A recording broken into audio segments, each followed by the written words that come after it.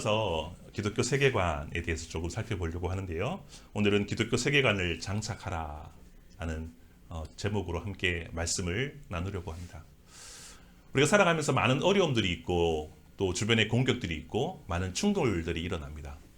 어떤 이유에서 요즘에는 서로 세대 가운데 소통도 되기 힘들고 이해할 수도 없는 그런 시대에 살고 있습니다.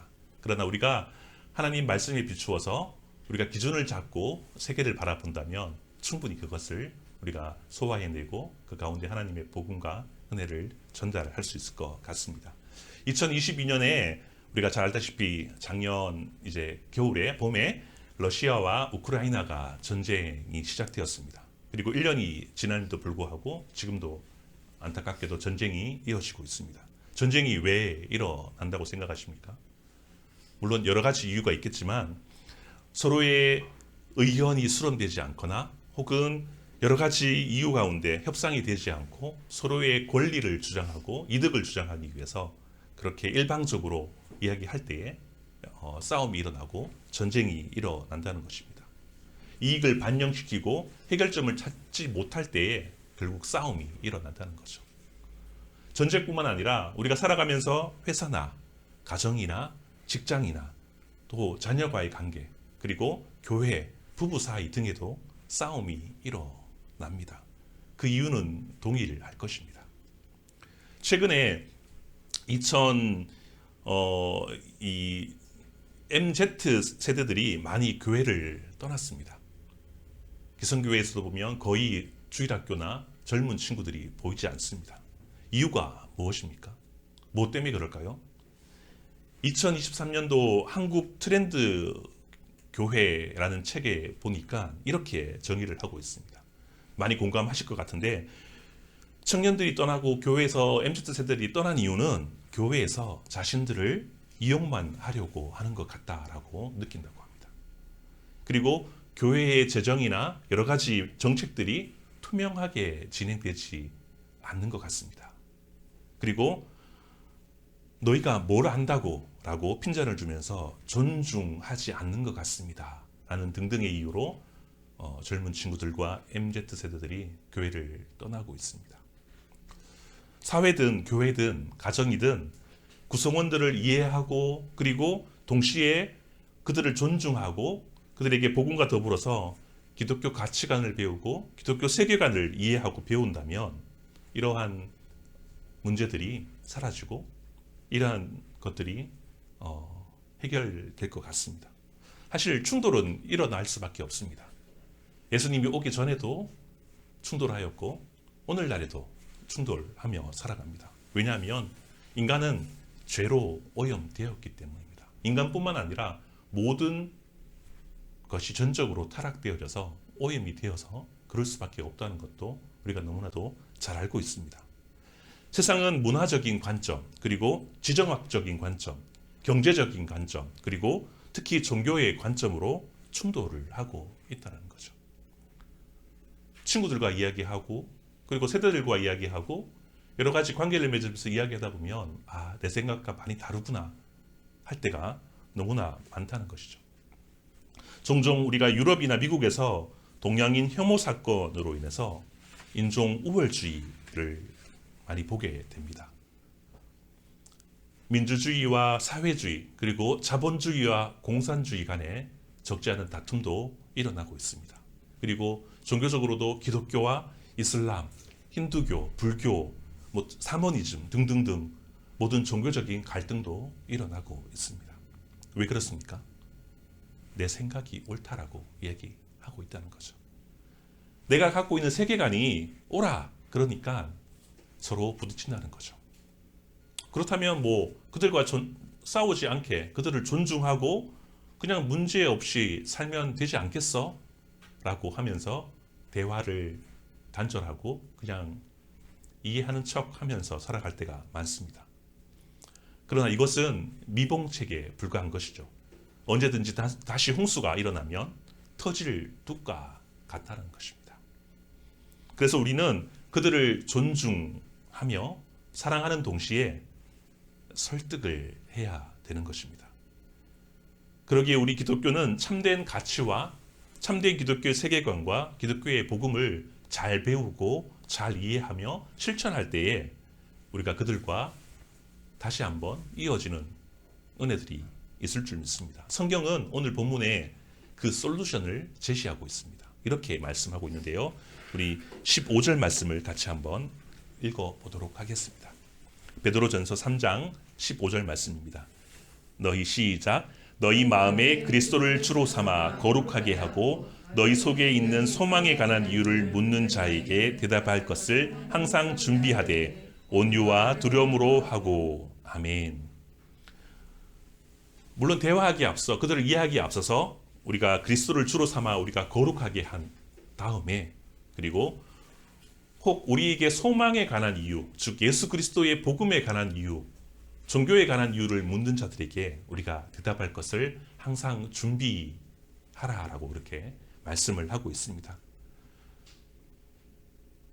목사만 혹은 사역자들만 질문을 받고 대답하는 것이 아니라 우리 모든 크리스찬은 하나님 말씀에 능통하여서 묻는 자들에게 소망에 대한 이유에 대해서 그리스도에 대해서 우리가 항상 배우고 준비하여서 그들에게 알려주어야 한다고 성경은 말씀하고 있어요.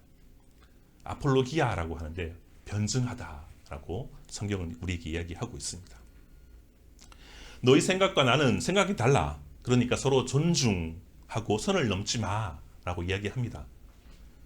그들의 생각을 존중하는 건 당연한 것이죠. 그러나 왜 그 사람이 그렇게 생각하는지, 그 사람의 생각이 어디에서 출발하는지, 왜 그렇게 생각하는지, 기독교랑 무엇이 다른지, 나랑 생각이 왜 다른지 우리가 충분히 그들을 이해하고 설명하고 설득하고 대답해 주어야 된다고 성경은 말씀해 주고 있다는 것입니다.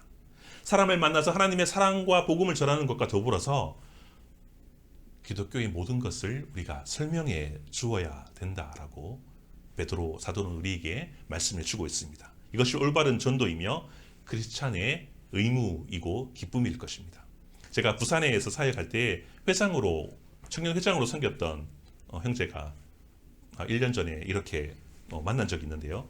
몇 달 동안 삼성 연수원에서 영덕에 있는 삼성 연수원에서 근무를 했는데 거기서 한 일이 뭐냐면 영상을 찍고 그리고 편집하고 송출하는 그런 이야기를 했습니다. 임원과 임직원이 그리고 이 신입사원들이 와서 교육을 받고 특별히 그 안에서 명상을 집중적으로 훈련 받는다고 합니다. 그래서 이렇게 저에게 말했어요. 목사님, 교회에서도 명상을 해야 되지 않습니까? 세상 사람들은 이 큰 기업에서 명상이 대세인데 교회도 그것을 좀 따와서 하면 어떻겠습니까? 라고 이 얘기를 했습니다. 그러니까 제가 그 이야기를 듣고 기독교의 묵상과 그들의 명상은 다른 것이다 라고 설명을 해 주었죠. 사실 오늘날 많은 기업에서 이런 명상 수련회를 하는데 이것은 뉴에이지 사상과 무척이나 닮아 있습니다. 기업의 교육은 뉴에이지를 표방하고 있기 때문에 나는 그것을 채택할 수 없다라고 이야기를 한 것이죠. 명상 수련은 기본적으로 누구나 신이 될 수 있다라는 것을 지향하고 있습니다. 뉴에이지 사상은 우리가 힌두교 그리고 불교, 도교를 서양에서 서구식으로 해석한 것이 바로 뉴에이지 사상이라고 합니다. 우리가 알듯이 힌두교에서는 우주, 즉 큰 자, 브라만, 그리고 작은 자, 나, 아트만이 이 합쳐질 때에, 즉 범마 일려가 될 때에 그가 깨달음을 얻고 구원을 받게 된다라고 이야기를 하고 있는 것이죠. 사실 우리 주변의 신천지도 이런 사상을 가지고 구원관을 가지고 있습니다. 명상이나 요가 같은 것을 통해서 우리가 우주와 내가 하나 되는 것을 깨달음을 얻어서 새로운 신이 될 수 있다라는 것을 이야기하면서 새로운 창조를 해보자라고 하는 운동일 것입니다. 사실 많은 영화에서 특별히 아바타라든지 등등에서 많은 그런 것들을 보게 됩니다. 또한 이것을 불교에서는 해탈이라고 이야기를 합니다. 이것들은 교회에서 우리가 받아들일 수 없다라고 제가 설명을 해 주었습니다. 기업에서 이런 뉴에이지적 사상과 이런 운동에서 직장에서 퍼지고 있는데 아무 생각 없이 기업에서 그것을 배우고 수련하는 그런 것을 따라간다면, 노출되어 있다면 우리가 정말 신압으로 우리가 그것이 오염되어서 자연스럽게 뉴에이지 사상에 젖어갈 것입니다. 더 나아가서 기독교 안에도 이러한 사상이 침투되어 있는데 관상기도라고 하면서 많은 큰 교회에서 성경적이지 않는 그런 관상기도도 하고 있습니다. 그렇다면 기독교 세계관은 무엇을 말하는 것입니까? 기독교 세계관을 알아보기 전에 용어를 잠깐 보면, 먼저 세계관이라고 할 때 관자는 황새 관자를 쓰고 그 옆에 볼견자가 되어 있습니다. 그래서 이 볼관이라고 되어 있는데, 황새가 눈을 크게 뜨면서 자세히 보는 것을 말하고 있습니다. 세계관, 관할 때 자세히 본다는 것은 어떤 사물을 우리가 주의 깊게 보는 것과 더불어서 나의 생각이 거기에 투영되어서 세상을 바라보는 것을 의미하는 것이죠. 의미를 부여한다는 것입니다. 내가 저것을 볼 때 나는 이렇게 생각하고 이렇게 봐 한다는 것이죠. 세계관은 세계를 바라보는 관점입니다. 내가 살고 있는 세상을 어떻게 바라보느냐 하는 것이죠. 동일한 사건에도 그것이 다르게, 사람마다 다르게 해석되어진다는 것입니다. 그래서 우리는 세계관이 필요합니다. 특별히 기독교 세계관이 필요한 것이죠. 우리는 모두가 대한민국에 지금 살고 있는데요. 대한민국 주권자이며 시민입니다. 그런데 대한민국을 바라보는 사람들의 생각은 천차만별입니다. 어떤 사람은 긍정적으로 바라보고 어떤 사람은 부정적으로 바라보고 심지어 헬조선이다라고 이야기도 합니다. 같은 시공간에 살고 있지만 보수와 진보가 나누어지고 영남과 호남이 나누어지고 기득권자와 소외 계층이 나누어지며 그들의 시각이 다르다는 것이죠. 그러나 대한민국 사람들에서 생각의 차이와 관점의 차이가 있지만 기본적으로 기준이 되는 것이 있습니다. 뭐냐면 바로 대한민국의 헌법인 이 바로 헌법인데요. 헌법 1조 1항에 보면 대한민국은 민주공화국이다라고 이야기를 하고 있습니다. 즉 여러 가지 색깔이 있지만 그 기준은 우리가 민주공화국 안에서 이루어진다는 거죠. 진보와 보수의 색깔은 좀 다르지만 결국은 큰 틀 안에서 활동을 한다는 것이죠. 그러면 기독교 세계관은 어떻습니까? 기독교적 관점을 가지고 가치를 가지고 세상을 바라보는 것인데 그것을 볼 때에 정확한 기준이 있어야 됩니다. 그 기준은 무엇입니까? 여러분이 잘 알고 있습니다. 바로 성경입니다. 하나님 말씀인 거죠. 여러분이 세상을 바라보는 딱 절대적인 기준은 무엇입니까? 자신의 생각입니까? 아니면 하나님의 말씀인 성경을 가지고 세상을 보고 해석을 하고 있습니까? 다시 말해서 기독교 세계관이란 성경이 말하는 바에 따라서 세계를 보는 것이죠. 나의 생각이 아니라, 나의 기준이 아니라 하나님께서 말씀하시는 이 성경을 통해서 세상을 바라볼 때에 모든 문제가 해결되고 모든 충돌이 다시 한번 사라지는 그런 은혜가 넘쳐날 줄 믿습니다. 저번 시간에 욥을 우리가 살펴보았는데요. 욥의 세계관은 무엇입니까? 물질이었습니까? 자녀의 잘됨이었습니까? 권력이었습니까? 그것이 없을지라도 욥은 하나님을 온전히 섬기는 당대의 의인이다라고 성경은 말해주고 있습니다. 저와 여러분의 관점은 무엇입니까? 내가 지금 여러 가지 어려운 환경에 처해 있더라도 내가 그리스도를 따르고 믿는 이유는 무엇입니까? 어떠할지라도, 그리하지 않을지라도 나는 성경을 믿고 하나님과 예수 그리스도의 그의 아들을 믿으며 성령이 나와 함께 동행하시고 우리를 지켜가시는 것을 믿기 때문에 우리는 세상을 올바르게 보고, 비록 그리스도인이라서, 기독교인이라서 비록 어려움을 당하고 힘든 일이 더 많을지언정 그럼에도 불구하고 나는 신앙을 놓지 않고 믿음을 가지고 세상 가운데 당당하게 믿음을 지키며 살아간다는 것이죠.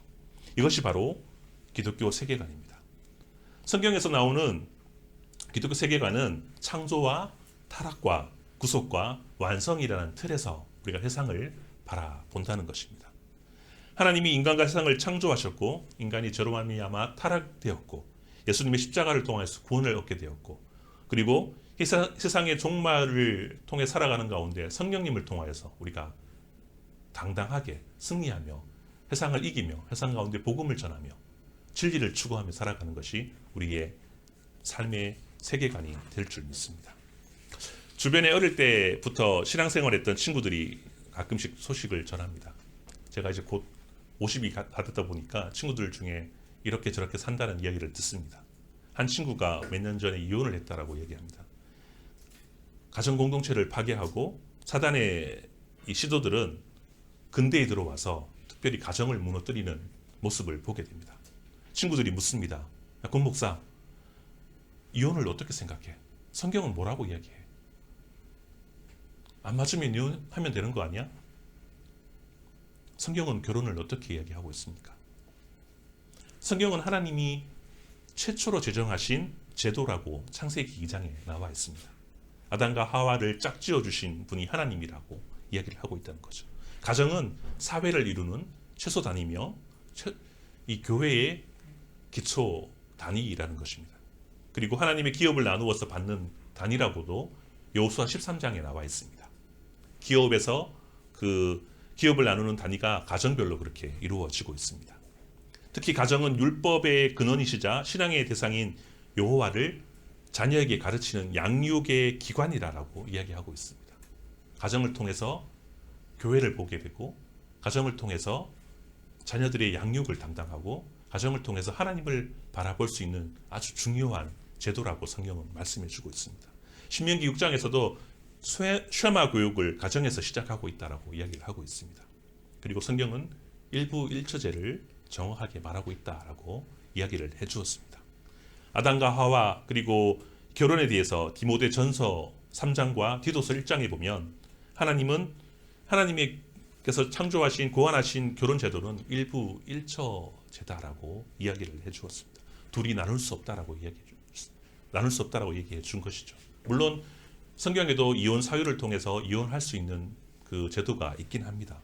결론적으로는 남자 한 명과 여자 한 명이 가정을 이룬다라고 이야기를 해 주었습니다. 결혼은 이런 것이다라고 이야기해 주었습니다.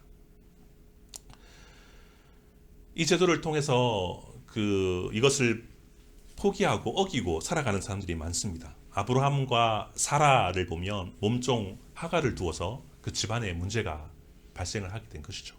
야곱의 두 아내 누굽니까? 라헬과 레아의 갈등도 심한 것을 우리가 알 수 있습니다. 그리고 세상 살아가면서 가정의 문제를 보면 다 결혼을 한 사람들이 바람을 피워서 문제가 생기기도 합니다. 왜 그런가요? 그 하나님의 룰을 깨어버렸기 때문에 문제가 생겨나고 충돌이 일어나는 것입니다. 남자와 여자는 평등하고 사랑하고 존경하는 그런 관계이지 않습니까? 그리고 성경에서 부부란 예수 그리스도의 교회처럼 사랑과 존경의 관계일 것입니다. 우리가 알고 있는 이슬람을 따르는 사람들을 무슬림이라고 하는데 무슬림들은 아내를 법적으로 4명이나 두고 있습니다. 부부의 관계에서도 남자와 여자는 사랑과 존경의 대상이 아니라 여자는 남자에게 복종하고 맹목적으로 따라가는 존재로 여겨진다고 합니다. 가부장적이고 권위주의적 억압에서 그런 문화 때문에 그 이슬람 교회에 어려움들이 있다는 것이죠. 신의 존재를 거부하고 인간의 신의 자리를 차지하고 있는 인본주의는 더 심합니다. 우리가 살아가는 인본주의 시대에 인간은 이렇게 얘기합니다. 이성애적 일부 일처 제도는 실패한 제도라고 이야기합니다. 그래서 인간의 성장을 제한시키는 것이 바로 이 결혼 제도다라고 이야기를 하는 것이죠. 여성이 가정에서 아이를 낳고 양육하는 것, 이것은 노동시장에서 희생제가 되었다고 하면서 이 제도를 좋아하지 않습니다. 그래서 인본주의자들은 결혼관에 대해서 개방 결혼, 3인 결혼, 결혼조합, 집단결혼, 특별히 동거 이런 것들을 이야기를 하고 있습니다. 그리고 임신에 대해서도 피임과 낙태를 허용하면서 태어난 자녀는 국가가 맡아서 책임지는 공공 양육제를 시행해야 된다라고 이야기한 것이죠. 그들이 옳을까요? 우리가 옳을까요? 그들에게 기독교적 진리와 가치를 알지 않는 이상 그들은 그렇게 그것이 옳다라고 얘기할 것입니다. 공산주의 마르크스 제도도 심각합니다. 결혼 제도는 이 부르주아들이 만들어 놓은 제도라고 얘기하면서 이 프톨레타리아를 지배하는 그런 제도라고 얘기합니다. 프롤레타리아가 해방되기 위해서 결혼 제도는 없어져야 된다라고 얘기하는 것이죠. 그래서 결혼 제도를 파괴시켜버리고 해체시켜서 자유로운 그런 관계를 통해서 아이를 낳으면 국가에서 교육기관에서 책임지고 키워야 된다라고 이야기를 하고 있습니다. 오늘날 많은 매체를 통해서 우리가 살아가는 시대가 포스트 모더니즘이라고 그렇게 알고 있습니다. 개인의 자유를 극도로 강조하는 시대입니다. 그것을 보장하고 우선시하는 시대죠. 그래서 개인의 자유를 보장하기 위해서 절대적인 기준이 있는 것을 참지 못합니다. 개인의 자유가 있는데 왜 그것을 제한하느냐라고 절대적인 기준을 참지 못하고 있습니다. 그래서 동성애, 양성애, 성전환, 정체성의 문제, 다중인격 등등등 이야기하면서 결혼을 자유로운 그런 실험 도구로 그렇게 삼으려고 합니다. 남성 대 다수 대 다수, 그리고 심지어 인간과 동물의 관계를 하도록 그렇게 부추기고 있습니다. 그래서 요즘에 차별금지법, 생활 동반자법, 낙태죄 폐지와 같은 입법을 계속해서 상장시켜서 통과시키려 하는데, 우리가 그들과 어떤 식으로 이야기하고 그것들을 막아낼 수 있는지 우리가 공감하고 고민해 보아야 될 것입니다. 기독교 세계관에서 다루어야 할 주제들이 참 많습니다. 특별히 그 선거가 되면 모두가 자신이 공정하고 정의로운 사회를 만들겠다, 내가 거기에 적임자다라고 하면서 나에게 표를 달라라고 이야기를 합니다. 그만큼 그 이야기는 무엇입니까? 불공정한 사회를 살고 있다라는 그런 방증이기도 합니다. 기득권층의 의도로 만들어진 그런 사회 집단에서 우리가 기울어진 운동장과 같은 이 시대에 여러 가지 그런 불공정을 아무리 얘기해봤자 바뀌어지는 것은 없다라고 생각이 되어집니다. 특별히 최근에 봤던 우리가 알고 있는 기생충이라는 영화를 통해서도 우리의 사회가 얼마만큼 기울어져 있는지, 그리고 극과 극으로 내던져져 있는지 보게 됩니다. 많은 청년들이 이야기합니다. 결혼하기 힘들고 진학하기 힘들고 취업하기 힘들고 여러 가지 직장에서도 여러 가지 어려움들을 겪고 있다라고 이야기합니다. 준비할 수 있는 시스템이 무너졌다라고 이야기합니다. 기득권층에 내가 나아갈 수 있는 사다리가 없어졌다라고 이야기합니다. 공감을 합니다. 충분히 그럴 것 같습니다. 그렇다면 많은 사람들이 그것을 잘못되었다고 얘기하면서 우리가 새로운 정의를 가지고 새롭게 한번 시작해보자라고 이야기합니다. 세상에 어떤 정의가 필요할까요? 어떤 불공정한 것들이 해소될 수 있을까요? 누가 정의할 수 있습니까? 몇 년 전에 하버드 대학교 정치철학과 교수 마이크 샌델이 쓴 정의, 저스티스라는 책을 좀 읽었습니다. 그 강의를 보면 정의란 무엇인가에 대한 그것을 보면 정의에 대해서 이렇게 말씀하고 있습니다. 첫 번째는요, 최대 다수의 최대 행복, 즉 공리를 추구하는 것이 정의다라고 이야기를 하고 있고요. 그리고 두 번째는 선택의 자유를 보장하는 것이 정의다. 선택을 자유롭게 하는 것이 정의다라고 이야기하고 있고, 그리고 미덕을 키우고 이 공동선을 이루어가는 것이 정의다라고 이야기를 했습니다. 그럴 수도 있겠다라고 생각하면서 책을 읽었는데, 근데 저자는 마지막 이렇게 얘기합니다. 세 가지 관점은 모두 불완전하다. 부족한 점이 있다라고 그가 인정을 하고 있습니다. 세상에서 보편적으로 말하는 이런 정의들이 이것도 부족한 점이 있고 불완전한데, 그러면 어떤 것이 맞는 거야? 그러면서 성경에서 말하는, 하나님이 말하고 있는 정의, 공평, 이것은 무엇인가라고 제가 찾아보았습니다. 특별히 팀 켈러의 목사님 정의란 무엇인가, 혹은 부활을 입다라는 책에 보면 성경적 답을 제시하고 있습니다. 성경적 정의는 이런 것이다라고 그가 정리해 놓았습니다. 첫 번째 뭐냐면 모든 사람을 법 앞에 평등하게 대우하는 것이다. 가난한 자와 부자를 법 앞에 평등하게 대우하고 뇌물 때문에 편파적으로 재판하면 안 된다라고 이야기합니다. 레위기 24장에 보면 거류민에게든지 본토인에게든지 그 법을 동일하게 적용해라라고 성경은 가르쳐주고 있습니다. 약자나 강자나 기득권자나 소외계층이나 돈이 많거나 적거나 동일하게 그 법을 적용해야 된다라고 이야기하고 있습니다. 두 번째는요. 성경에서 하나님의 정의는 자신의 소유를 아낌없이 베푸는 것이다라고 이야기를 하고 있습니다. 성경은 사유재산을 인정합니다. 그리고 각자에게 주신 달란트를 주셨습니다. 그러나 그 권리를 주신 반면에 의무도 우리에게 주신 것이죠. 그것은 하나님의 것이기에 너희에게 잠시 맡긴 것이야. 청지기적 삶을 통해서 그것을 통해서 많은 사람들에게 유익함을 나타내도록 우리에게 부여하시고 허락하셨다는 것이죠. 나의 달란트, 나의 재산과 나의 여러 가지 것들을 나를 위해서 쓰는 것이 아니라 공동선을 위해서, 하나님 나라를 위해서 사용하는 것이 정의다라고 성경은 이야기를 하고 있습니다. 세 번째는 약한 자를 돕는 것입니다. 잠언 31장에 보니까 너는 말 못하는 자와 모든 고독한 자의 송사를 위하여 입을 열지니라. 너는 입을 열어 공의로 재판하고 공고한 자와 궁핍한 자를 신원할지라 라고 되어 있습니다. 고아와 과부와 가난한 나그네들, 특별히 이 시대를 살고 있는 많은 힘들어하는 자들에게 그들을 도와주는 것이 정의고 하나님의 공의다라고 성경은 말하고 있습니다. 오늘날 교회에서도 이러한 부분들이 조금 힘들어지고 또 소외시켜버리고 그것을 보지 않는 모습 가운데 어려움들이 있다는 것이죠. 그리고 네 번째 정의는 공동체와 개인들을 어떤 사람의 행위에 대한 그에 합당한 보응을 할 것이라고 해야 된다고 이야기합니다. 무슨 말이냐면 내가 한 것에 책임지라는 것이죠.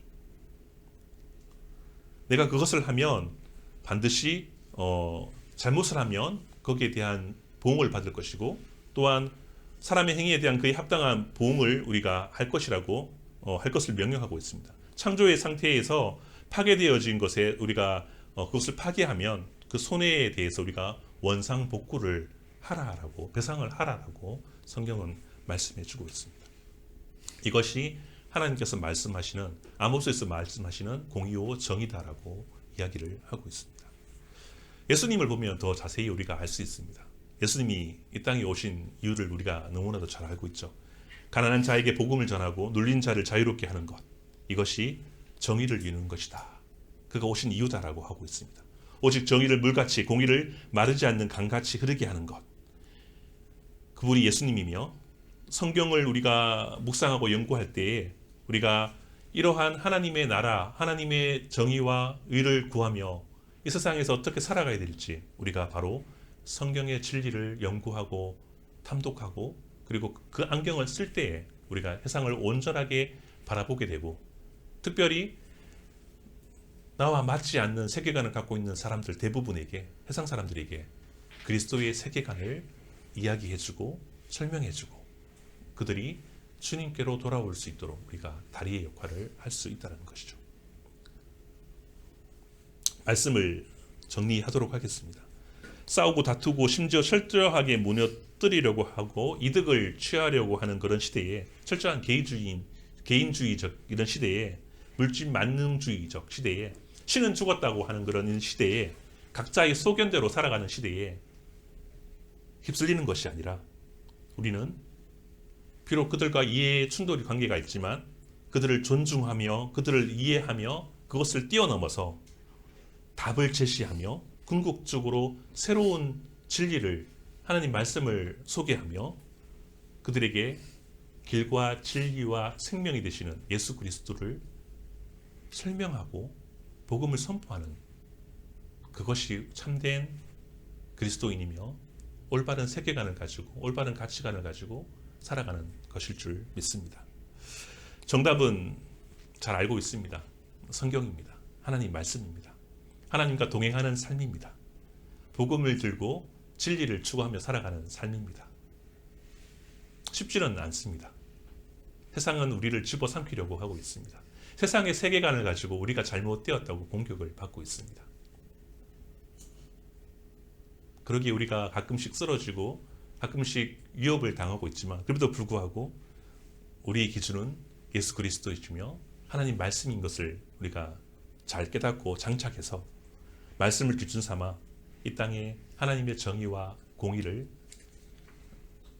흘러 넘치게 하는 저와 여러분 되게 될 줄 믿습니다. 말씀의 안경을 착용을 해서 기독교 세계관을 장착해서 하나님을 믿는 믿음 위에 성경을 날마다 상고하고 연구하기를 소망하고 길과 진리 생명 되시는 그 길대로 우리가 살아가기를 소망합니다. 더욱이 베드로전서 3장 15절의 말씀처럼 기독교와 충돌하는 모든 문화와 사상에 빠진 사람들을 가운데 그들을 공감하고 특별히 이해하며 그것이 왜 잘못되었는지 자세하게 설명하며 그들을 품고 기독교적인 올바른 답을 제시해 나가며 그들을 살리는 그런 올 한 해 우리 교회와 이런 선교단체가 되기를 소망합니다. 그럼 우리는 무엇부터 하면 되겠습니까? 너무 거창하지 않습니까? 너무 어렵지 않습니까? 무엇부터 하면 될까요? 쉽습니다. 다시 한번 우리가 잘 알고 있는 하나님을 온전히 믿는 신뢰의 자리, 기도의 자리, 예배의 자리, 내 틀을 바꾸는, 내 생각을 바꾸는 그런 훈련들을 통해서 우리가 온전한 믿음을 가지고 또 온전한 세계관을 가져서 온전한 가치관을 가져서 우리 개인과 공동체와 가정과 교회와 이 시대와 땅끝까지 하나님이 기뻐하시는 그런 삶을 연기하고 누리는 그것을 우리를 통해서 하시는 것을 기대하며 우리가 땅끝까지 나아갈 때에 하나님이 기뻐하시는 영원한 새하늘과 새 땅이 우리에게 임하게 될 줄 믿습니다. 올람교회는 이러한 목적에 의해서 세워졌습니다. 주보에 보면 저희 올람교회가 세워진 지 이제 3주가 되었는데 교회의 가치관과 교회의 비전들이 적혀 있습니다. 이런 교회가 되기를 원하고 이러한 여기 선교단체의 품격투리가 되기를 원하고 함께 예배드리는 가정 가운데 그러한 은혜가 풍성하게 넘쳐서 하나님을 기뻐하시고 참 자유가 우리 가운데 있음을 느끼고 그것을 위해서 세상 가운데 헌신하며 살아가는 저와 여러분 되기를 기대하면서 이제 같이 한번 기도하며 말씀을 마치도록 하겠습니다.